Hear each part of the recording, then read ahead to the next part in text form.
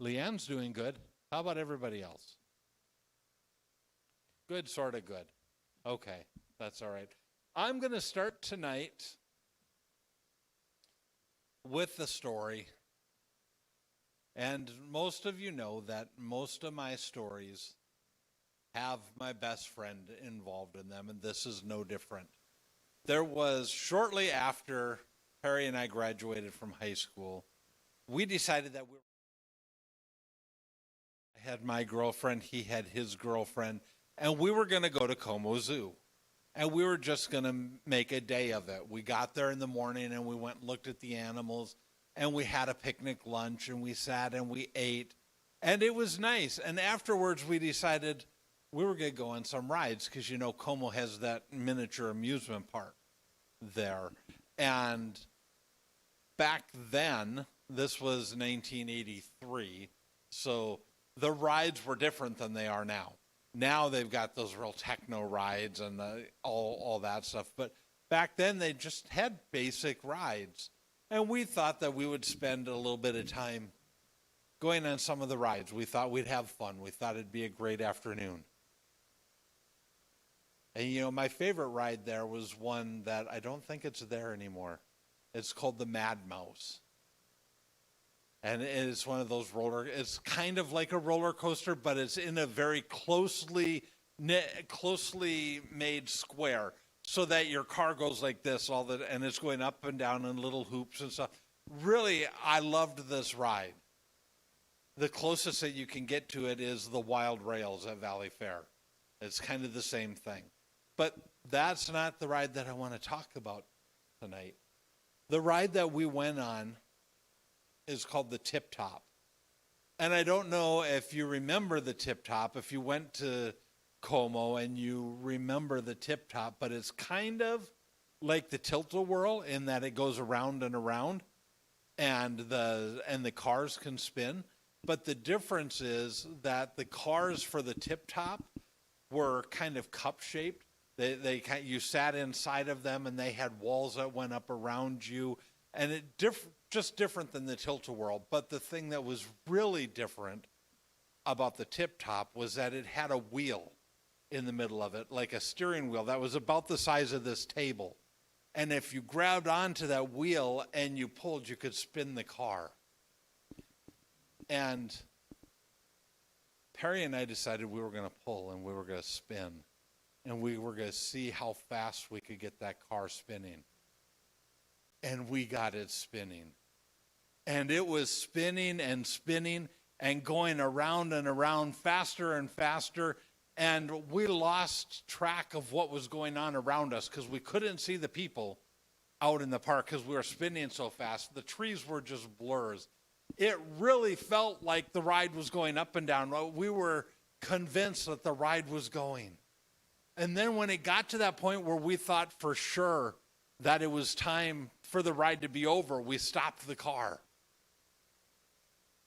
and stopped it spinning.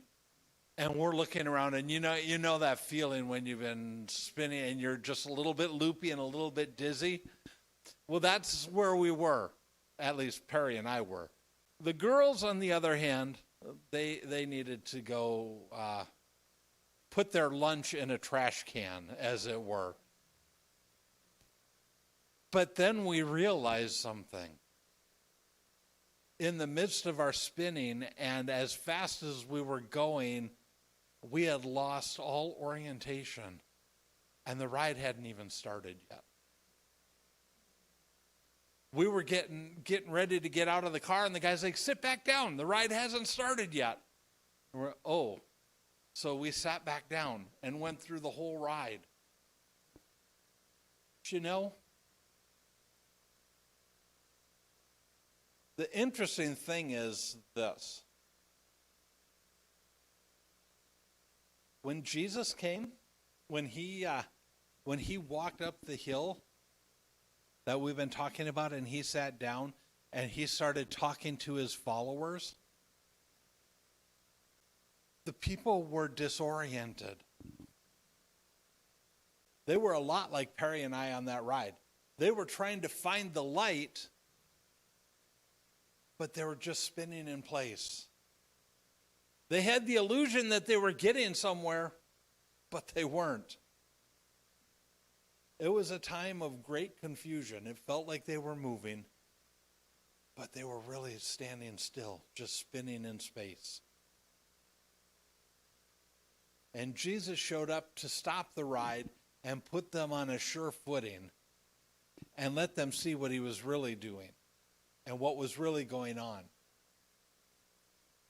But the people must have had that same feeling that Perry and I had when we were getting ready to stand up from that ride, and we were just kind of woozy and going back and forth because what Jesus told them seemed upside down.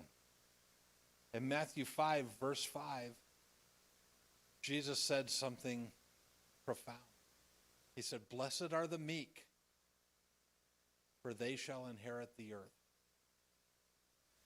And that word that's translated as meek there, it means humble. So, blessed are the humble, for they will inherit the earth. The humble people.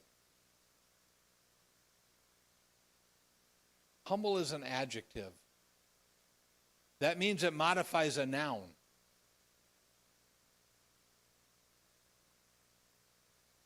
That means that it would be like saying, humble Allie. Allie is humble. It's an adjective. It modifies her. It tells us something about her or whoever it's used of.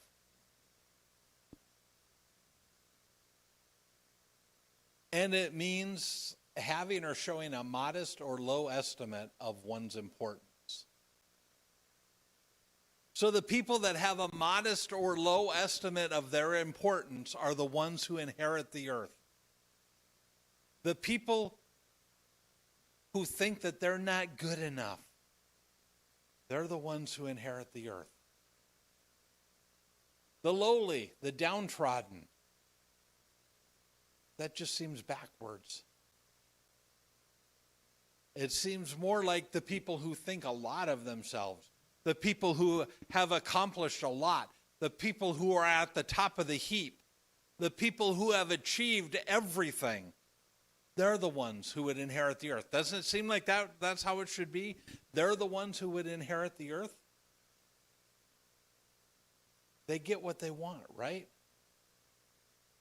Especially those who, and I've been told this before. I've been told this by people, and it's advice that we give when we're talking to people about networking. And we tell them you have to blow your own horn because nobody else is going to blow it for you. You have to be your own PR person because nobody else is going to do it for you. You have to tell people what you can do because nobody is going to recognize it if you don't. But that's not the kingdom way. That's not what Jesus was talking about. And Jesus really wanted people to understand his point. He really wanted people to get it. So he told a story. And it's interesting to see who Jesus was telling this story to. In Luke 18, verse 9, it says, "He also told this parable to some who trusted in themselves that they were righteous and treated others with contempt." People who were the opposite of humble. People who, if Jesus said, this is what's right here, they were all the way over here. That's who Jesus was talking to. And you know, they would have recognized themselves in this story. And there would have been more than just an awkward silence. People would have probably been angry about it. They would have felt insulted. And they would have been thinking, who does this guy think he is to talk to me like that? It's funny. The people Jesus was talking to would have recognized themselves. Or maybe not. Maybe not. How often do we read Jesus' words we read Jesus talking about people and we can see them clearly, but we miss the target on our own chest. Or how often when I'm preaching really good, when I'm making a great point, do you think to yourself, I hope that person got that. I hope they understood exactly. Boy, he's talking right to them. I hope they got it.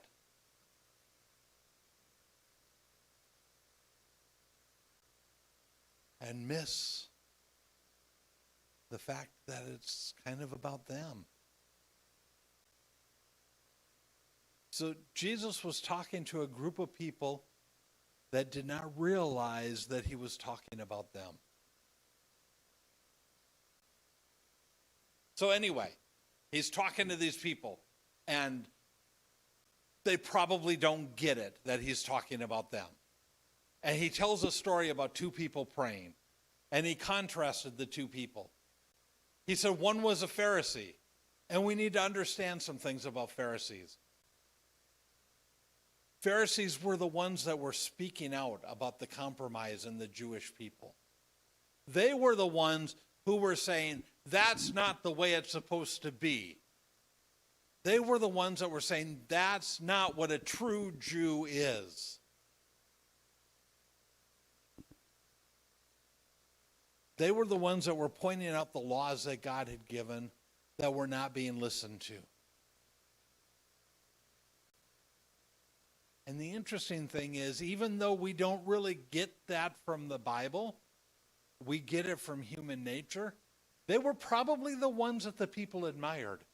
They were probably the ones that the people looked up to.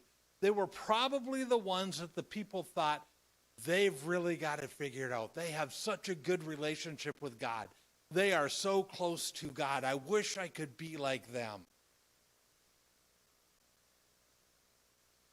They tended to be the ones who were educated the best, and they were probably the ones who were the most influential. The other guy, he was a tax collector. This guy was a Jew who worked for Rome. And he collected what was due to Rome as a payment, whatever the taxes were, and then Rome allowed him to take more, to pad his own pockets, to make money off those people. So not only was he taking from the Jews money that they thought did not belong to Rome, but he was taking it and giving it to Rome, he was also taking more money and giving it to himself. That's what a tax collector did. He was a legalized thief. And most Jews thought of them as traitors because they're working for Rome. And everybody looked down on the tax collectors.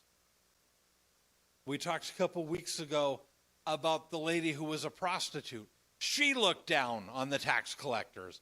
Everybody looked down on the tax collectors.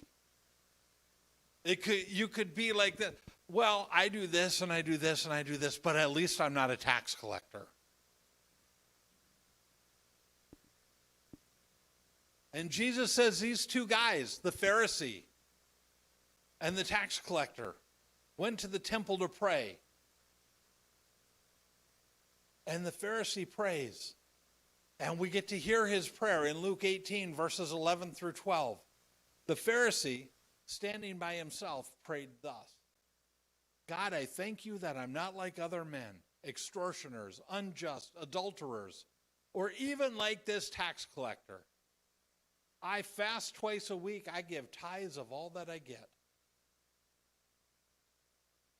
And then Jesus talked about the tax collector in his prayer in Luke 18, verse 13.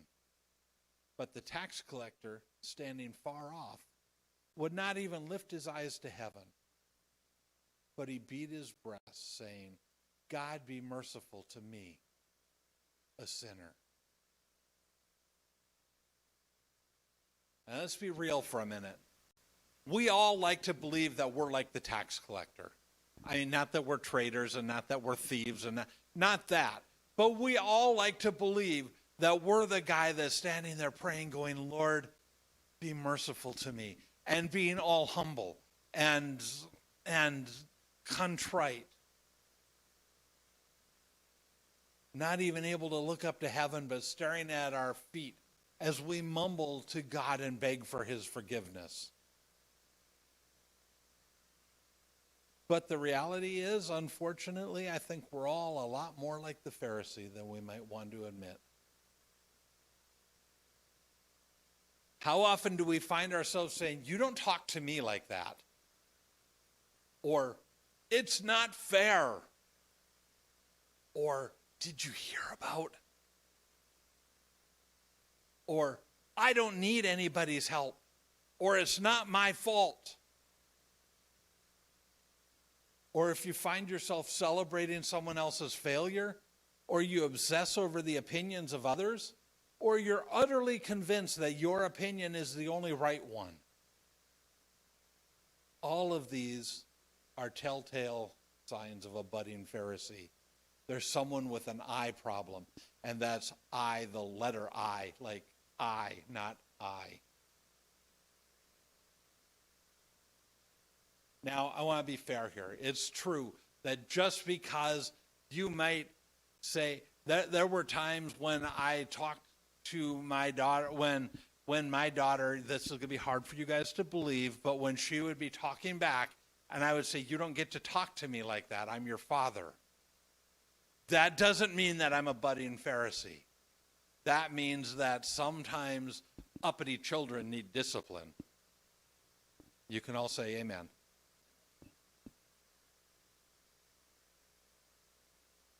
You're not necessarily a Pharisee just because every once in a while these things may crop up in your life.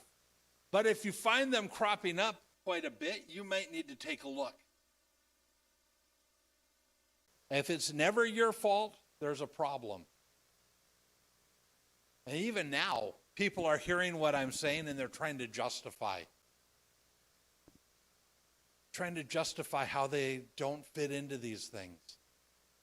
And I know, because as I was writing this, I was trying to justify how I don't fit into these things.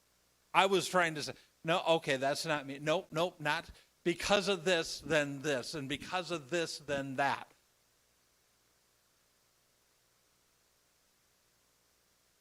Here's the thing, though.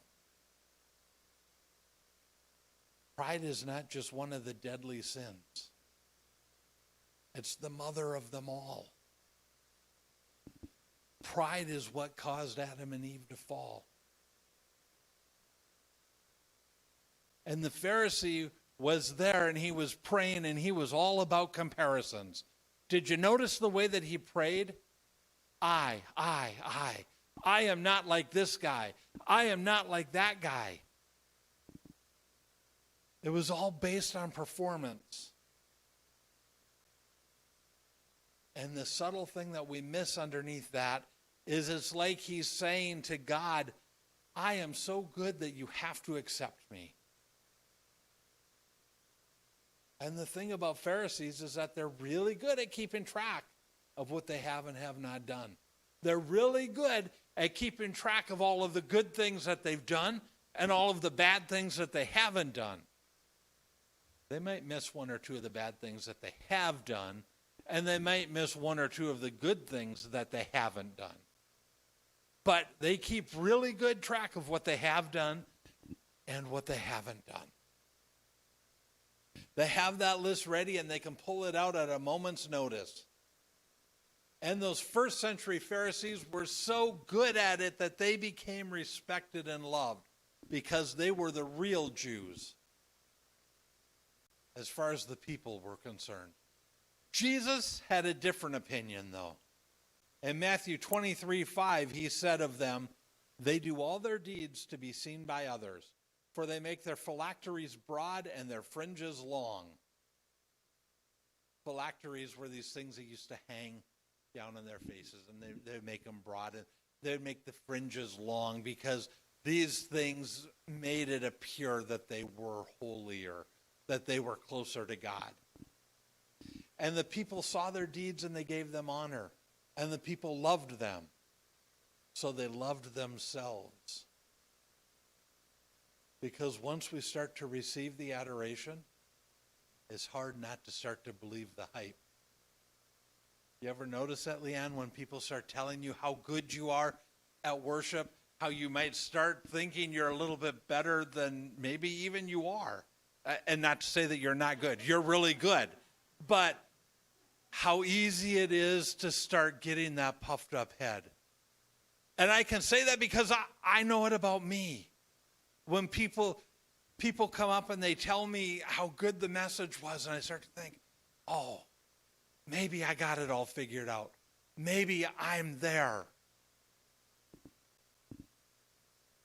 And it's hard to stop doing the things that bring that adoration. But it's not real. It's false. The Pharisees missed God. They paid attention to those things that brought glory to themselves. They did those things that brought them glory and honor. But they missed the deeper things of the law, as Jesus said. The needs of the hungry and the sick, not so much. But, going to the temple and praying and being seen by people, oh yeah, they were there. Absolutely. But the needs of the hungry and the sick, they missed those. And the Messiah stood right in front of their eyes. And he was invisible to them. They missed him.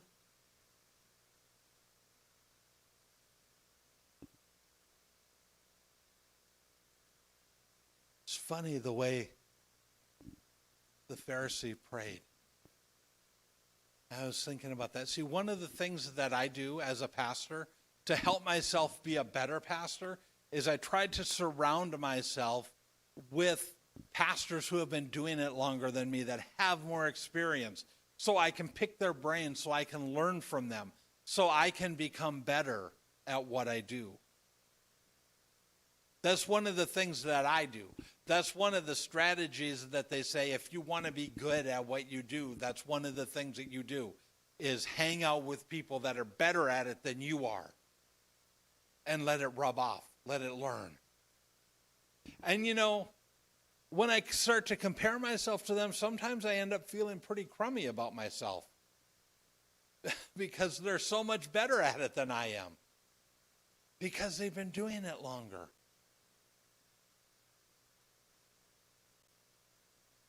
But if I'm honest,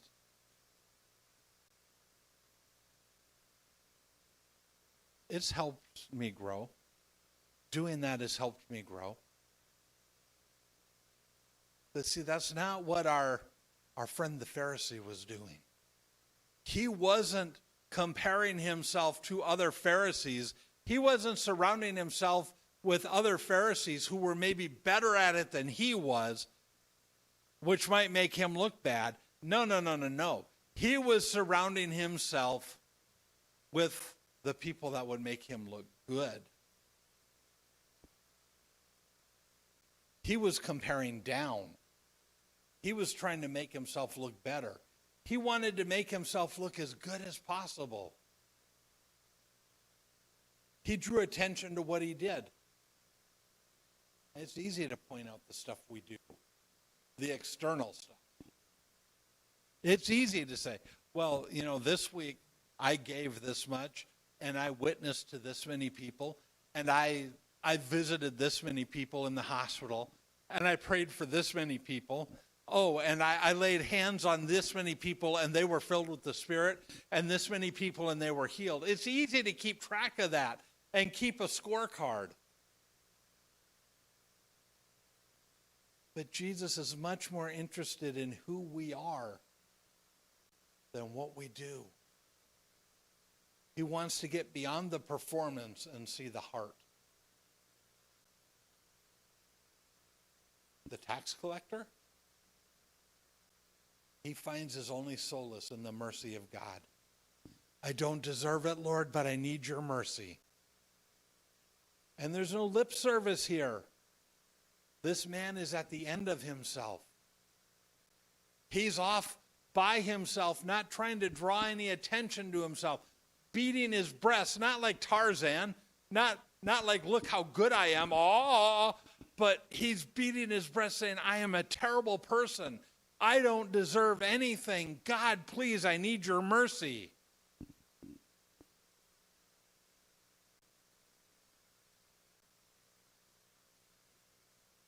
In the parable, Jesus draws attention to the posture of both men. The Pharisee looked up to heaven, and he drew attention to himself, while the tax collector stood alone at a distance. He didn't want to be a spectacle. He didn't want a crowd. He wanted an encounter with God. That's what he wanted, an encounter with God. In Matthew 6, as Jesus talks about prayer, he says this in verses 5 and 6, and I'm reading from the Message. And when you come before God, don't turn that into a theatrical production either. All these people making a regular show out of their prayers, hoping for stardom. Do you think God is in a box seat? Here's what I want you to do. Find a quiet, secluded place so you won't be tempted to role play before God. Just be there simply and honestly as you can manage. The focus will shift from you to God, and you will begin to sense his grace. This is the tax collector. This is where he was. He was off on his own trying to disappear, and he was beginning to sense God's grace. And then Jesus hands out the report card for our encounter. In Luke 18, verse 14, he says, I tell you, this man went down to his house justified rather than the other. For everyone who exalts himself will be humbled, but the one who humbles himself will be exalted. The one who humbles himself, the one who intentionally humbles himself. How do we do that? How do we humble ourselves? I can tell you this, it's not a fake humility. It's not the self-deprecating kind of thing that we do sometimes. That's really intended to say, I'm better than this, but I'm going to say that I'm not. There was no act in the tax collector. But here's the hard part. Humble is not something you can do. It's something you have to be. And being is so much harder than doing. I can do stuff all day long, but that doesn't mean that I am being something. Being requires transformation. It's hard, but it's necessary. God seems to put a high premium on humility, on being humble. In Psalms 18:27, he says, for you save a humble people, but the haughty eyes you bring down. In Isaiah 66:2 says, all these things my hand has made, and so all these things came to be, declares the Lord. But this is the one to whom I will look, he who is humble and contrite in spirit, and trembles at my word. See what I mean? God puts a very high premium on being humble. That's who he's looking for. He's looking for a humble people. How can I do this? How can I be humble? This is America. We always have to have action steps. If someone gives a TED Talk, they have to have action steps. This is how you can put this into practice. I don't know how you put into practice being something, but let's try this. Maybe this is it. Maybe this is what we do. Kind of like the tax collector. Stand off at a distance. Don't try to be the center of attention. Don't try to be the one everyone wants to be with. Beat your chest. Again, not like Tarzan. You're not calling the apes or the lions or whatever from the jungle. But more of a, I can't believe. So sometimes Briley will drink something too fast and she'll choke a little bit. And she'll go like this. She'll start beating herself on the chest because she knows that something didn't go the way it was supposed to be. And that's kind of what I'm talking about here. You're beating yourself on the chest because there's something that didn't quite go the way it was supposed to go. Something in my life has fallen so short of God's plan. And then pray this: God, have mercy on me. Now here's the most important step. Mean it. And then repeat this daily. I thought it's not enough to just give dues. If we're going to give action steps, don't give just dues. Here are some don'ts. Don't plead your case. God already knows your qualifications. If something isn't going your way, you don't have to tell God what you did. He knows. He's God. Don't pull out your resume. God knows who you are. He knows what you've accomplished in your life. Don't tell God all the good things you've done. He knows. Are you sensing a theme here?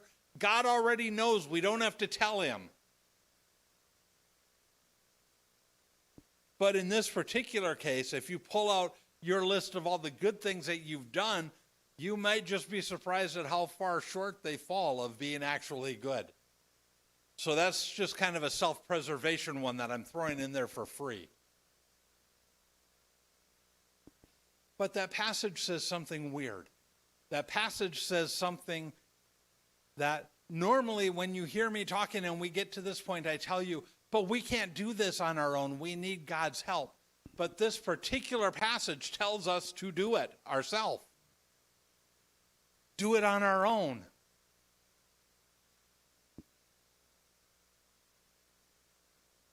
The one who humbles himself will be exalted.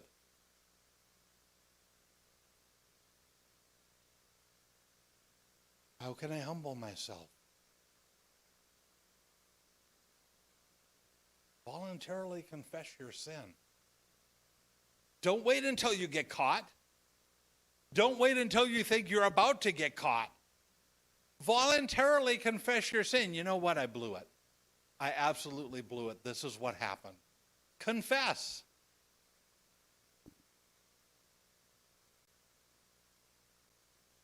I had kind of a hard time with this next one because it seems a little bit self-serving as the pastor, but understand what I'm saying. This is for you. It's not for me. Give sacrificially and anonymously. Give until it hurts. Because when you give, you are putting your trust in God. But do it anonymously. Don't tell anybody that you did it. I have a really hard time with people who are going to take an offering and they say, just because I want to show you that I'm involved in this too, and they take out their wallet and they take out a $100 bill and they throw it in the plate. And then they pass the plate. Because that's like the pressure is on you now that you have to put $100 in there. And what if you don't have $100? Ella, do you have $100 in your pocket that you can just whip out and drop in the plate? Well, see? Do it anonymously. Don't make a show out of what you give. Nobody needs to know. And when nobody knows, you don't get the credit. And that's kind of good for you. Treat others better than yourself. That's right out of the Bible. Philippians 2. Treat others better than yourself. Consciously choose to give up your right to the best and give it to someone else. And don't make a show of it. Ask for help. This is a hard one because we don't like to admit that we can't do it on our own. We don't like to admit that we're not capable of doing something because that means that we're not good enough. But you know what? We can't always handle it. And we need to ask for help.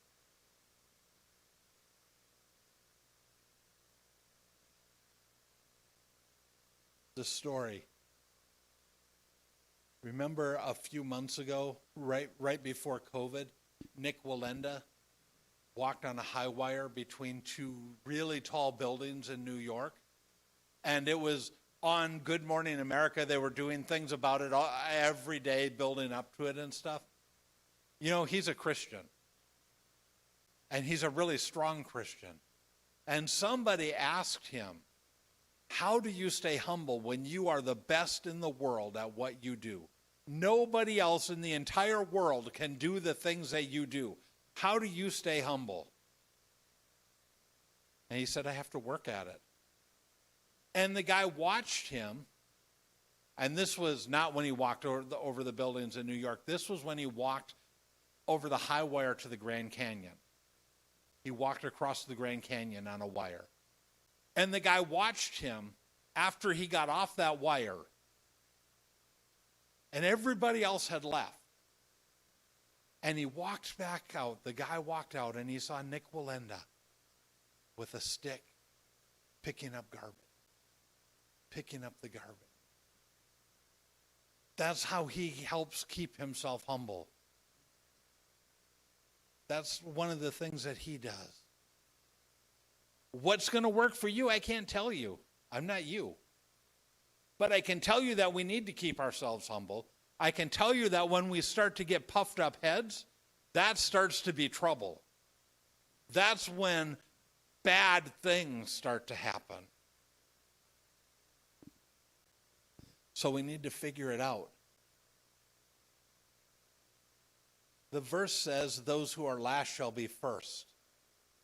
But don't put yourself last so that you can be first. This isn't something that, okay, I'm going to pretend to be humble so that I can get everything that I possibly want. That's not what we're doing here. That's not even what we're talking about. Put yourself last because it's what Jesus would do.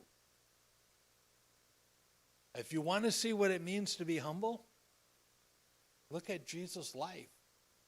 Look at how he lived. Maybe wash some feet.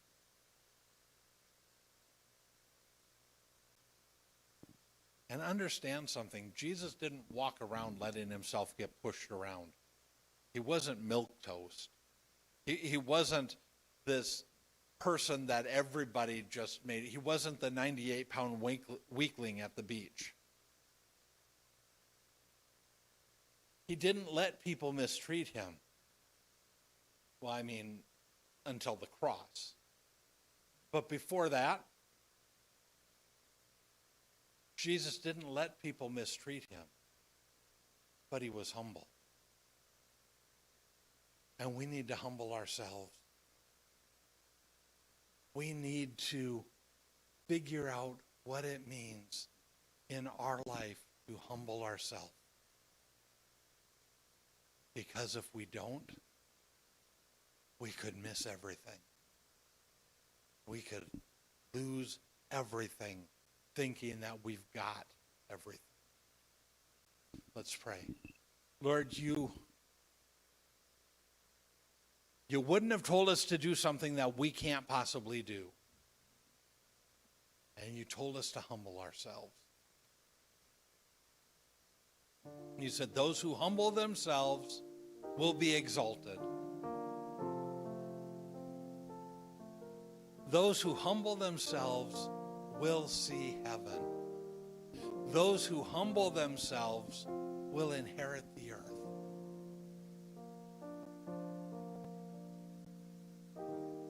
Those who truly humble themselves. Lord, for those times when I've exercised false humility, please please forgive me.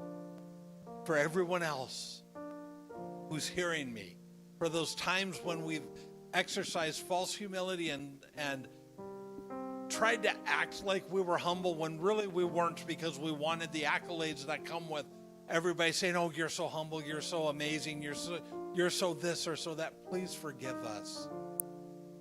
Lord, please forgive us. Show us, Lord, what it's going to take for us to be humble. Show us what it's going to take for us to be true followers of you. Through being humble.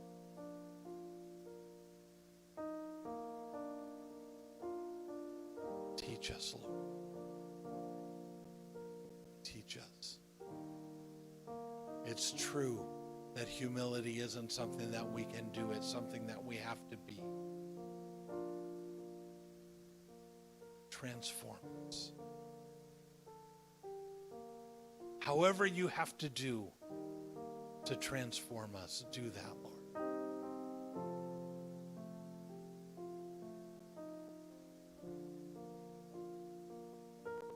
So that we can bring honor and glory to you. So that we can give you true praise and true worship. Thank you, Lord. We do love you. We do praise you, and we do give you all the glory.